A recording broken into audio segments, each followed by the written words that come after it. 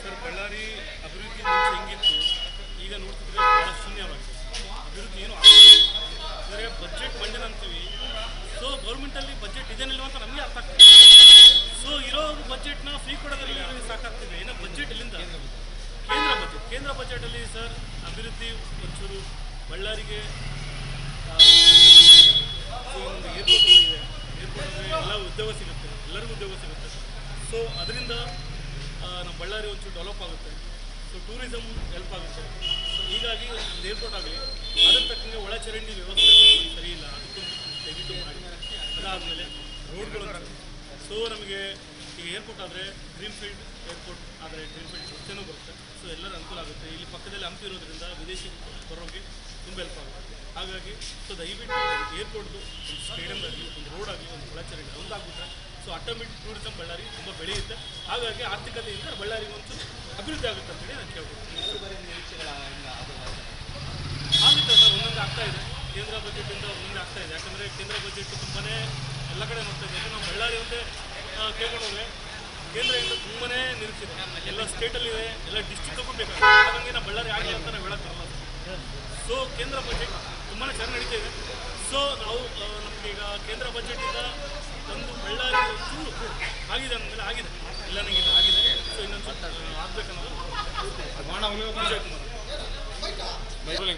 ಕೇಂದ್ರದಲ್ಲಿ ಬಜೆಟ್ ಮಂಡನೆ ಆಗ್ತದೆ, ತಾವೆಲ್ಲ ಏನೆಲ್ಲ ಮಂಡನೆ ಮೊಟ್ಟ ಮೊದಲನೇದಾಗಿ ಕೇಂದ್ರದ ಬಜೆಟ್ ನಿರ್ಮಲಾ ಸೀತಾರಾಮನ್ ಮೇಡಮ್ ಅವರು ಮೊದಲನೇದಾಗಿ ಶೈಕ್ಷಣಿಕವಾಗಿ ಎಲ್ಲ ವಿದ್ಯಾರ್ಥಿಗಳಿಗೆ ಸ್ಕಾಲರ್ಶಿಪ್ ವೇತನೆಯನ್ನು ಕಡಿತಗೊಳಿಸಿದ್ದಾರೆ. SC ST ಸ್ಕಾಲರ್ಶಿಪ್ ಆಗಿರ್ಬೋದು, ಹಿಂದುಳಿದ ವರ್ಗದವರಿಗೆ ಎಲ್ಲರಿಗೆ ಸ್ಕಾಲರ್ಶಿಪ್ ವೇತನೆಯನ್ನು ಆ ಫಂಡ್ಸ್ಗೆ ಈ ಫಂಡ್ಸ್ಗೆ ಅಂತೇಳಿ ಅದನ್ನು ಬೇರೆ ಕಡೆಗೆ ಸದುಪಯೋಗಿಸಿ ಮಾಡಿ ಹುಡುಗರಿಗೆ ಸ್ಕಾಲರ್ಶಿಪ್ಗಳನ್ನು ಸ್ಥಗಿತಗೊಳಿಸಿದ್ದಾರೆ.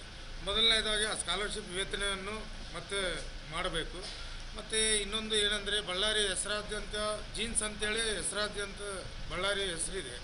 ಆ ಒಂದು ಟೆಕ್ಸ್ಟೈಲ್ ಪಾರ್ಕ್ ಅಂತೇಳಿ ಒಂದು ಮಾಡಿದ್ರೆ ಒಂದು ದೊಡ್ಡದು ಒಂದು ಇಂಡಸ್ಟ್ರಿ ಆಗ್ತದೆ. ಒಂದು ಎಲ್ಲರಿಗೂ ಒಂದು ಉದ್ಯೋಗ ಸಿಕ್ಕಿ, ಮಹಿಳೆಯರಿಗಾಗಲಿ ಮತ್ತು ಪುರುಷರಿಗಾಗಲಿ ಎಲ್ಲರಿಗೂ ಒಂದು ಉದ್ಯೋಗ ಅವಕಾಶ ಸಿಗ್ತದೆ. ಅದರಲ್ಲಿಂದಾಗಿ ಕೂಡ ಒಂದು ಬಳ್ಳಾರಿ ಮತ್ತು ಕಲ್ಯಾಣ ಕರ್ನಾಟಕ ಏನು ಹಿಂದುಳಿದ ಒಂದು ಜಿಲ್ಲೆಯಾಗಿ ಅನ್ನಿರ್ತದೋ ಅದನ್ನು ಒಂದು ಮುನ್ನಡೆ ನಡೆಸ್ಬೋದು ಅಂತೇಳಿ ನಾವು ಆಸೆ ಪಡ್ತೀವಿ. ಕಳೆದ ಬಾರಿ ನಿರೀಕ್ಷೆ ಕೂಡ ಇವಾಗ ಏನು ಒಳ ಚರಂಡಿಗಳು ಅವು ಕೂಡ ರಸ್ತೆ ನಿರ್ಮಾಣ ಕೂಡ ಆಗ್ತವೆ. ಒಂದು ಕುಂಠಿತವಾಗಿ ನಿಂತ್ಕೊಂಡಿದ್ದೇವೆ. ಕಾಮಗಾರಿ ಯಾವ ಪೂರ್ಣಗೊಂಡಿಲ್ಲ. ಇವಾಗ ರಸ್ತೆ ನಿರ್ಮಾಣ ಆಗಬೇಕು. ಇವಾಗ ಎಲ್ಲ ಕಡೆಗೆ ಇವಾಗ ರಿಂಗ್ ರೋಡ್ ಅಂತೇಳಿ ಮಾಡ್ತಾ ಇದ್ದಾರೆ. ರಿಂಗ್ ರೋಡು ಅರ್ಧ ಮಾಡ್ತಾರೆ, ಅರ್ಧ ನಿಲ್ಲಿಸ್ತಾ ಇದ್ದಾರೆ. ಏನೇನಾದರೆ ಬಡ್ಜೆಟ್ ಮಂಡನೆ ಆಗಿಲ್ಲ, ದುಡ್ಡು ಬಂದಿಲ್ಲ, ಫಂಡ್ ಬಂದಿಲ್ಲ ಅಂತೇಳಿ ಅದಕ್ಕೋಸ್ಕರವಾಗಿ ಇದು ಮಾಡ್ತಾಯಿದ್ದಾರೆ. ಇದರಿಂದ ಭಾಳಷ್ಟು ಆಕ್ಸಿಡೆಂಟ್ಗಳು ಆಗ್ತಾ ಇದ್ದಾವೆ. ಯಾಕಂದರೆ ಅರ್ಧ ದಾರಿ ಮಾಡ್ತಾರೆ, ಹೋಗ್ತಾ ಬಿಟ್ಬಿಡ್ತಾರೆ. ಇನ್ನೊಬ್ಬ ಕಾಂಟ್ರಾಕ್ಟ್ರು ಕೊಡ್ತಾರೆ, ಇನ್ನೊಬ್ಬ ಗುತ್ತಿಗೆದಾರರು ಇಲ್ಲ ಆ ಗುತ್ತಿಗೆದಾರರು ಮಾಡಿದ್ದಾರೆ, ಇನ್ನೊಬ್ಬರು ನಮಗಿನ್ನ ಫಂಡ್ ಬಂದಿಲ್ಲ ಅಂತಾರೆ. ಇದರಲ್ಲಿದ್ದವಾಗಿ ಭಾಳಷ್ಟು ಜನಕ್ಕೆ ಒಂದು ಕಷ್ಟವಾಗ್ತಾಯಿದೆ. ನಮ್ಮ ಹೆಸರು ಅಸುಂದಿ ಸೂರಿ ಅಂತೇಳಿ. ಮಂಡನೆ ಆಗ್ತಾಯಿದೆ. ಬಳ್ಳಾರಿಗೆ ಏನೆಲ್ಲ ನಿರೀಕ್ಷೆಗಳು ಇಟ್ಕೊಂಡಿದ್ದೀವಿ ಸರ್? ನಾವು ಕೇಂದ್ರ ಸರ್ಕಾರಕ್ಕೆ ಒತ್ತಾಯ ಮಾಡ್ತಿರೋದು ಒಂದೇ, ಬಳ್ಳಾರಿಯಲ್ಲಿ ಮೊದಲನೇದಾಗಿ ಏರ್ಪೋರ್ಟ್ ಕಾಮಗಾರಿಯನ್ನು ನಿಂತೋಗ್ಬೇಕು. ಏರ್ಪೋರ್ಟ್ ಬರಬೇಕು. ತುಂಬ ವರ್ಷಗಳಿಂದ ಬಳ್ಳಾರಿ ಜನಗಳು ಕನಸು. ಎಲ್ಲ ರೈತರು ಭೂಮಿ ಕೊಟ್ಟಿದ್ದಾರೆ, ಆದರೆ ಇನ್ನೋರಿಗೆ ಅಭಿವೃದ್ಧಿ ಕಾರ್ಯ ಆಗ್ತಾಯಿಲ್ಲ.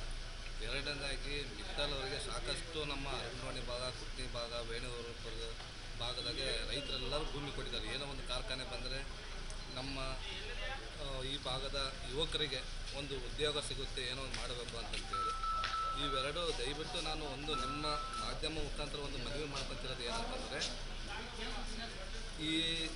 ಈ ಬಜೆಟನ್ನು ತಮ್ಮ ಮುಖಾಂತರ ಅವರು ಇದೊಂದು ಗಮನಕ್ಕೆ ಇಟ್ಕೊಂಡು ಈ ಬಡ್ಜೆಟಲ್ಲಿ ನಮಗೆ ಇವನ್ನೆಲ್ಲ ಮಾಡಿಕೊಡ್ಬೇಕು ಅಂತೇಳಿ ಒಂದು ಮನವಿ ಮಾಡ್ಕೊಂತ. ಅದೇ ರೀತಿ ಜೀನ್ಸ್ ಅಪ್ರಲ್ ಪಾರ್ಕಿಗೆ ನಮ್ಮ ಹೊನ್ನಳ್ಳಿ ಹತ್ರ ಆಲ್ರೆಡಿ 50 ಎಕರೆ ಭೂಮಿಯನ್ನು ಮಂಜೂರು ಕೂಡ ಮಾಡಿದ್ದಾರೆ. ಅದು ಕಾರ್ಯರೂಪಕ್ಕೆ ಬರ್ತಾಯಿಲ್ಲ. ಆ ಕಾರ್ಯರೂಪಕ್ಕೆ ದಯವಿಟ್ಟು ಬರಂಗೆ ಮಾಡಿ ಇಲ್ಲಿರೋಂಥ ಎಲ್ಲ ಜನಗಳಿಗೆ. ಮತ್ತೆ ನಾವು ಬಳ್ಳಾರಿಯನ್ನು ಒಂದು 30 ವರ್ಷ ಹಿಂದಕ್ಕೆ ಹೋಗ್ಬಿಟ್ಟಿದ್ವಿ. ಆ 30 ವರ್ಷ ಹಿಂದಕ್ಕೆ ಹೋಗ್ಬಿಟ್ಟಿದ್ವಿ ಅನ್ನೋದು ಆ ರೀತಿ ಆಗಲಂಗೆ ದಯವಿಟ್ಟು ನಾನು ನಿಮ್ಮ ಮುಖಾಂತರ ಮಾಧ್ಯಮ ಮುಖಾಂತರ ಒಂದು ಮನವಿ ಮಾಡ್ಕೊತಿರೋದು ಏನಂತಂದರೆ, ಈ ಗಮನದಲ್ಲಿ ಇಟ್ಕೊಂಡು ನಮಗೆ ಇವಾಗ ಆದರೂ ಇವೆಲ್ಲ ಯೋಜನೆಗಳನ್ನು ಜಾರಿಗೊಳಿಸ್ಬೇಕಂತೇಳಿ ತಮ್ಮ ಮುಖಾಂತರ ಅವ್ರಿಗೆ ಮನವಿ ಮಾಡ್ತೀವಿ. ಪೂರ್ತಿ ಹೆಸರು? ಚಂದ್ರ ಅಂತೇಳಿ ಮಾಜಿ ಮಹಾನಗರ ಪಾಲಿಕೆ ಸದಸ್ಯರು. Thank you sir. ಅಲ್ಲ ನಾವು